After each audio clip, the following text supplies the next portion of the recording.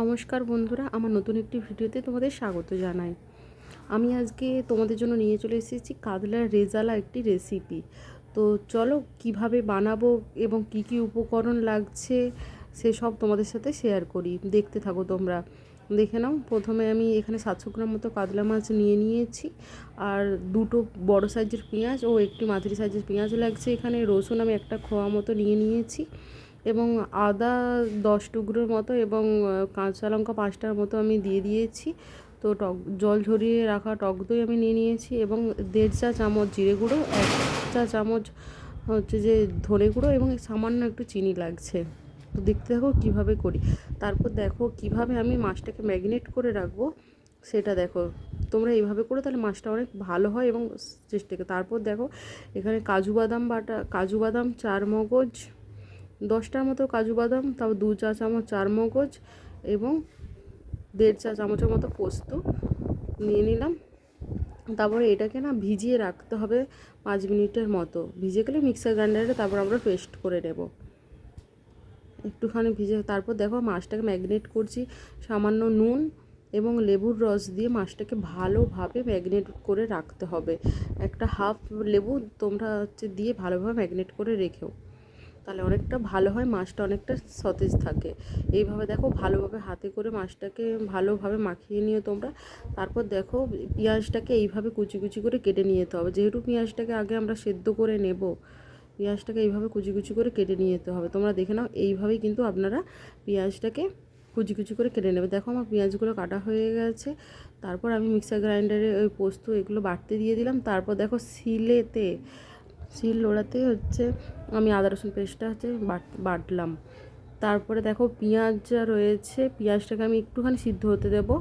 তো পেঁয়াজটাকে জলটা পরিমাণ মতো তোমরা দিও, যাতে পেঁয়াজ থেকে যে জলটা বেরাবে সেই মতো জলটা যেন যতক্ষণ কমে যাবে জলটা ততক্ষণ আমি সেদ্ধ হতে দেবো পেঁয়াজটাকে। তোমরা দেখতে থাকো। পেঁয়াজটা এইভাবে লাড়াচাড়া করে কিছুক্ষণ এবং হাই ফ্লেমে তোমাদেরকে দিয়ে রাখতে হবে। তারপর দেখো আমি ঢাকা দিয়ে রেখে দিলাম যাতে তাড়াতাড়ি সিদ্ধ হয়ে যায় এবং হাই ফ্লেমে তোমাদের রাখতে হবে। প্রায় দেখো সিদ্ধ হয়ে এসেছে। আমি তারপর এটাকে নামিয়ে রেখে দেবো। তারপর কড়াইয়ে আমি আবার সর্ষের তেল দিচ্ছি, যেহেতু রান্নাটা পুরোটাই সর্ষের তেলে হবে। তোমরা চাইলে সাদা তেলে ব্যবহার করতে পারো। তারপর দেখো তেলটা তেতে গেলে একটা একটা করে মাছগুলোকে দিয়ে দেবো। এইভাবে ভালোভাবে তেলটা তেতে গেলে তারপর মাছটা দিয়ে, কারণ মাছটা না হলে জড়িয়ে যাওয়ার বা ভেঙে যাওয়ার সম্ভাবনা থেকে যায়। দেখতে থাকো তোমরা। এইভাবে মাছটা আমি একে একে একটার পর একটা সব আস্তে আস্তে দিয়ে দিচ্ছি, যাতে ভেঙে না যায় এবং লেগে না যায় একে অপরের গায়ে। দেখে নাও তোমরা। এইভাবে মাছটাকে দিয়ে দেবো এবং মিডিয়াম ফ্লেমে মাছটাকে রাখতে হবে। তারপর দেখো মাছটাকে আস্তে আস্তে উল্টে পিল্টে দেখো একটাও মাছ কিন্তু আমার গায়ে লাগেনি। তো আপনারাও এইভাবে ভালোভাবে কড়াইটা তাতিয়ে নিয়ে মাছটা তুলবেন, তাহলে দেখবেন আর মাছটা যে লেগে যাচ্ছে না কড়াইতের মধ্যে। আর মাছটা খুব ফ্রেশ ছিল, আর যেহেতু মাছটা লেবু দিয়ে ম্যারিনেট করে রেখেছিলাম তাই জন্য মাছটা এইরকম গোটা গোটা ছিল এবং অনেক সতেজ ছিল। আর লেবু মাখিয়ে রাখলে কি হয় বলুন তো, মাছটা অনেকটা ভালোভাবে থাকে, ভেঙে যাওয়ার ভয় থাকে না। তাই জন্য লেবুটা মাখিয়ে রাখা দরকার। তারপর দেখো মাছটা ভাজা হয়ে গেছে এবং আমি তুলে রেখে দিলাম। তারপর কড়াইতে 2টো তেজপাতা দিলাম। তারপর একটা শুকনো লঙ্কা দিতে হবে।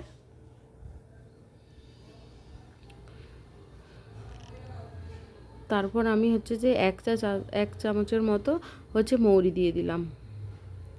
এটাকে ভালোভাবে কম আঁচে রেখে তোমাদেরকে এটা ভালোভাবে নাড়াচাড়া করতে হবে। তারপর দেখো পেঁয়াজ বাটাটা যেটা পেস্ট করে রেখেছিলাম সিদ্ধ করে, পেঁয়াজ বাটাটা দিয়ে দিলাম। এটাকে ভালোভাবে নাড়াচাড়া করতে হবে। এইভাবে দেখে নাও যেভাবে আমি নাড়াচাড়া করছি, এটাকে ভালোভাবে নাড়াচাড়া করুন প্লিজ। কড়াটা একটু ইগনোর করে যাবেন আপনারা, কারণ অ্যাকচুয়ালি আগেই পেঁয়াজটাকে আমি সেদ্ধ করে নিয়েছিলাম, তো সেই জন্য কড়াটা ওরকম দাগ হয়ে যাচ্ছে রান্না করতে করতে। তো দেখুন এইভাবে ভালোভাবে নাড়তে নাড়তে হবে। যখন এবার পেঁয়াজটা একটু লাল হয়ে আসবে তখন আমি একটু নুন দিয়ে দেব। দেখুন এইভাবে ভালোভাবে নাড়াচাড়া করতে থাকবেন আপনারা। দেখুন ভালোভাবে নাড়া হয়ে এসছে, আর আপনারা এইভাবে নাড়াচাড়া করতে থাকবেন যাতে তলায় লেগে না যায়, সেদিকে আপনারা খেয়াল রাখবেন। দেখুন পেঁয়াজটা আমার প্রায় হয়ে এসেছে। দেখতে থাকুন এইভাবে নাড়া। তারপর আদা রসুনের পেস্টটা আমি দিয়ে দিচ্ছি এখানে, দিয়ে ভালোভাবে এটাও নাড়াচাড়া করতে থাকবো এবং মিডিয়াম টু লো আঁচের মধ্যে একটু রেখে আমাকে ভালোভাবে নাড়াচাড়া করতে হবে, তাহলে না হলে মশলাটা কিন্তু নিচে লেগে যাবে, আর নিচে লেগে গেলে একটা পোড়া পোড়া ভাব চলে আসলে খেতে ভালো লাগবে না। তো আপনারা দেখুন এইভাবে নাড়াচাড়া করতে থাকবেন এবং তারপরে দেখুন আমি জিরে গুঁড়োটা দিয়ে দিচ্ছি, তারপরে হচ্ছে ধনে গুঁড়ো দিয়ে দিচ্ছি, তারপরে অল্প পরিমাণে একটু চিনি দিয়ে দিচ্ছি, দিয়ে নাড়াচাড়া করতে থাকবো। একটু লো আঁচে রেখে এটাকে নাড়াচাড়া করবেন, কারণ যেহেতু মশলাগুলো সবই হচ্ছে যে ময়েশ্চারাইজার আছে, তো সেই কারণে একটু আপনার হাতে ছিটকে পড়তে পারে, তো সেই জন্য দেখে নাও। এই সবগুলি দেওয়ার পরে তারপরে আমাকে ভালোভাবে মশলাটা নাড়াচাড়া করে নিতে হবে। দেখুন এইভাবে যেভাবে আমি নাড়াচাড়া করছি সেইভাবে আপনারা নাড়াচাড়া করে নেবেন, ভালোভাবে ওই মশলার সাথে ভালোভাবে মিক্সড করে নেবেন সব কটাকে। দেখুন তারপর আমি পরিমাণ মতো একটু নুন দিয়ে দেব, নুন দিয়ে ভালোভাবে নাড়াচাড়া করতে থাকবেন। এইভাবে বারবার ধরে খুন্তিটা নাড়াতে থাকবেন, কারণ তাহলে তলায় লেগে যাবে না। তারপর যে কাজু বাদাম চারমগজ এবং পোস্ত বাটা ছিল সেই পেস্টটা আমি দিয়ে দিলাম, দিয়ে এটাকে ভালোভাবে নাড়িয়ে চাড়িয়ে মিক্স করে দিতে হবে। দেখুন আমি যেইভাবে নাড়িয়ে চাড়িয়ে হচ্ছে যে রান্নাটা করছি সেইভাবে আপনারাও করবেন। দেখুন ভালোভাবে আর 10 মিনিটের মতো আমাকে এটা নাড়াচাড়া করতে হবে, যেহেতু কাজু বাদামের একটা কাঁচা গন্ধ থেকেই যায়। আর লো টু মিডিয়াম আঁচের মধ্যে রেখে এটা নাড়াচাড়া করবেন, তাহলে দেখবেন ভালোভাবে এটা হচ্ছে যে কষার মতো হয়ে যাবে। তারপর এটা ঢাকা চাপা দিয়ে নাড়াচাড়া করবো আমরা। এটা ততক্ষণ নাড়াচাড়া করবো যতক্ষণ না এটা থেকে তেল ছেড়ে যাচ্ছে। তারপরে দেখুন তেল ছেড়ে যাওয়ার পরে আমি এখানে টক দই দিয়ে দিলাম। টক দইটা লাস্টের দিকে ব্যবহার করতে হবে। টক দইটা এভাবে হচ্ছে দিয়ে ভালোভাবে নাড়াচাড়া করে নিতে হবে। দেখুন না, এরকম ভালোভাবে মিক্সড করে নিতে হবে, তাহলে এরকম ভালোভাবে নাড়াচাড়া করতে থাকলে টক দইটা তাহলে আর দলা পেকে থাকে না। আমি আগে থেকেই টক দইটা ফেটিয়ে রেখেছিলাম, আপনারাও টক দইটা আগে থেকেই ফেটিয়ে রেখে দেবেন, তাহলে দেখবেন খুব সুন্দর রান্নার টেক্সচারটা চলে আসবে। দেখুন এইভাবে আমার কত সুন্দর রান্নাটা হয়ে গেল। দেখুন এইভাবে নাড়াচাড়া করতে করতে একদম দইটা পারফেক্টলি মিশে গিয়েছে, দারুণ সুন্দর হয়েছে একদম, আপনারা দেখতেই পাচ্ছেন। দেখুন তারপরে আমি 1 বাটি পরিমাণ জল দিলাম। আপনারা আপনাদের বাড়িতে যেরকম গ্রেভি খেতে পছন্দ করেন সেই রকম গ্রেভি আপনারা রাখতে পারেন। আমার বাড়িতে যেহেতু এইভাবে গ্রেভিটা অল্প, আমরা যেহেতু 5 জন মেম্বার, তো সেই মতো আমি গ্রেভি রেখেছি। আপনার বাড়িতে যেমন লোক থাকবে আপনারা সেই মতো গ্রেভিটা রাখবেন। গ্রেভিটা আমি ফোটা পর্যন্ত অপেক্ষা করব। ফুটে গেলে তারপর একটা একটা করে মাছ দিয়ে দেবো, কারণ মাছ দিয়ে আর একটুক্ষণ ফোটাতে লাগবে আমাদের। দেখো একটা একটা করে মাছ আমি দিয়ে দিচ্ছি, ভালোভাবে এটা নাড়াচাড়া করে নেব। এরপরে মাছটা দিয়ে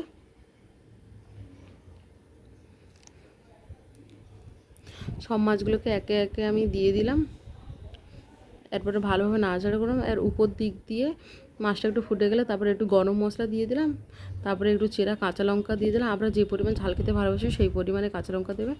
তারপরে আমি উপর দিক দিয়ে একটু নাড়াচাড়া করে নিলাম। দেখুন ভালোভাবে এটা মাছের সাথে মিশে গিয়ে বা একটুক্ষণ ফুটতে দিলে মাছের ভেতরের মধ্যে মশলাটা ঢুকে যাবে। তারপর দেখুন অল্প একটু আমি উপর দিক দিয়ে ঘি দিয়ে দিলাম, তাতে ফ্লেভারটা এবং স্মেলটা আরও সুন্দর আসবে। দেখুন আমার রান্নাটা প্রায় কমপ্লিট হয়ে এসেছে, আপনারা দেখতে থাকুন। আর এইভাবে বাড়িতে একবার অবশ্যই ট্রাই করে খাবেন, দেখবেন অনেক সুন্দর লাগবে। দেখুন আমার রান্নাটা হয়ে এসেছে প্রায়, আর দেখতে খুব সুন্দর লাগছে।